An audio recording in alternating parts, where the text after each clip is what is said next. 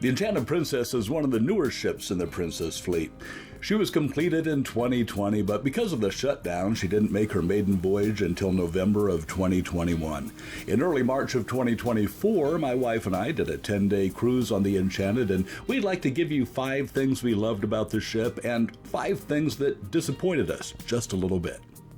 I've done this type of review on other ships, and I've always followed some guidelines. First of all, positive or negative, it has to be something that is under Princess's control. For instance, if the weather was horrible, I wouldn't count that against Princess. Also, please remember that these are our opinions. Some of you might agree, and some of you might not.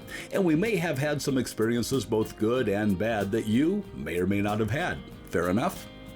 Let's get the negatives out of the way first, and I have to say that there weren't too many of them. To be honest, I had to think hard to come up with 5 negative things. The first thing on my negative list involves the casino. Now, although I didn't see any signage, it's generally accepted that half of the casino is smoking and half is non-smoking. The air filtration system is pretty good, but it's not perfect.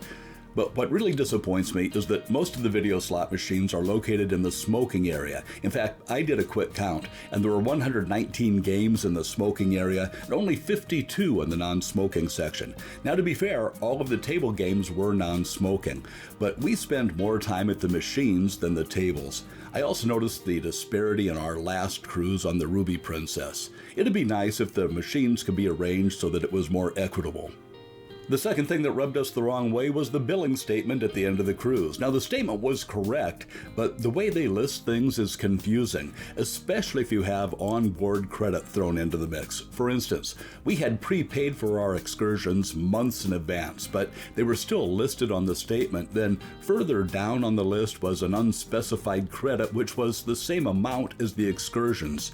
It seems like there would be an easier, less confusing, more user-friendly way of putting together a final statement. Number 3, and I know I'm going to get some of you disagreeing with me on this, and that's okay because entertainment is subjective. I thought the entertainment on the Enchanted Princess was wonderful. I enjoyed all of the shows except for one. It was a production show called Five Skies. Now, before you start to angrily type away in the comments section, hear me out. Let me tell you why I didn't care for it.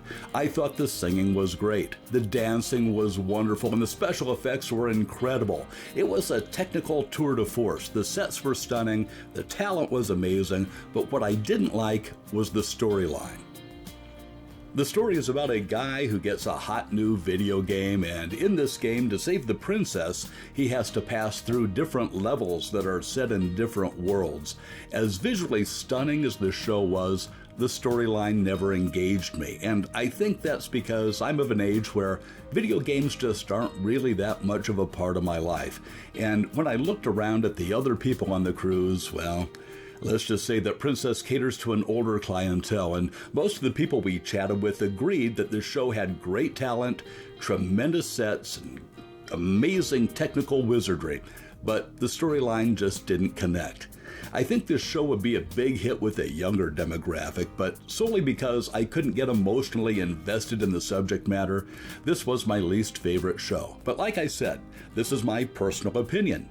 It might be your favorite show. You may very well love it. The 4th spot on the negative list goes to the Vista Lounge. The Vista Lounge is a smaller showroom at the back of the ship, and we went there to see a comedian one night, and I'd estimate that the lounge seats probably a few hundred people, and they only had 2 servers working that night, and they were working their butts off. It looked to me like they could have used several more servers to fit the demand. Now on to number 5, and I'm a little hesitant on this one because I don't really know if this is Princess's fault because I don't know how the process works. When we got off the ship, we went into the cruise terminal to pick up our luggage. Now, you're given a tag of a certain color to put on your luggage, and then you put it on your bags and put your bags in the hallway the last night of the cruise to be picked up. When you go to the terminal, you look for that color section and you search for your bag. We found 2 of our bags right next to one another right away, but the 3rd bag wasn't with the other 2. We looked around for about 10 minutes before finding our 3rd bag about 4, maybe 5 rows away. Now, I don't know if Princess is in charge of putting the bags in the area or if they hand the bags over to the terminal to take care of, but for us, it was frustrating and caused us a bit of anxiety because we were starting to think that one of our bags got lost. It was a big relief when we finally found it, but yeah, it could have been a bit more organized. So that's the stuff in the minus column, and just as I said it was hard to find 5 negative things to put on the list, it was also hard to narrow down the positive things to just 5. The Enchanted has a lot of great qualities. I'm assuming you're a fan of cruising, and that's why I'd like to encourage you to subscribe to this channel. It's free, and I bring you videos about news in the world of cruising, as well as tips, tricks, reviews, and other fun stuff too. And if you're liking this video, please click that thumbs up button to help get it recommended to others. I'd appreciate it. Let's talk about the positive stuff now, and let's start off with the obvious. This is a beautiful ship.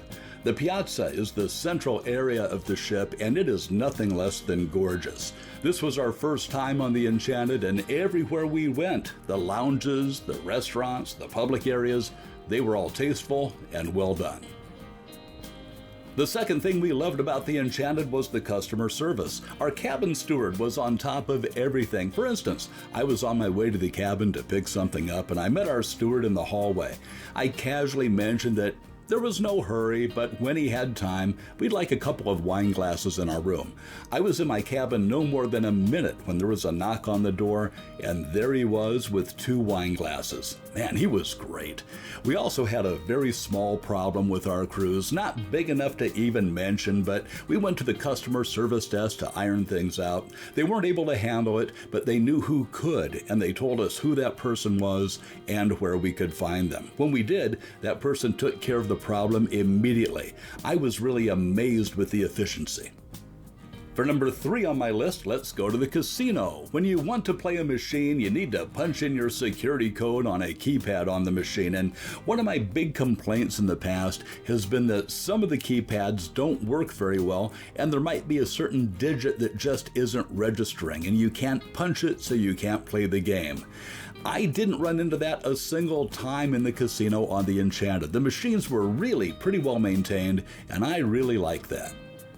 The fourth thing I really liked about the Enchanted, and I've noticed this on other Princess ships too, is that I never felt hassled into buying things. Nobody was trying to talk us into a photo package, a wine tasting event, or anything else.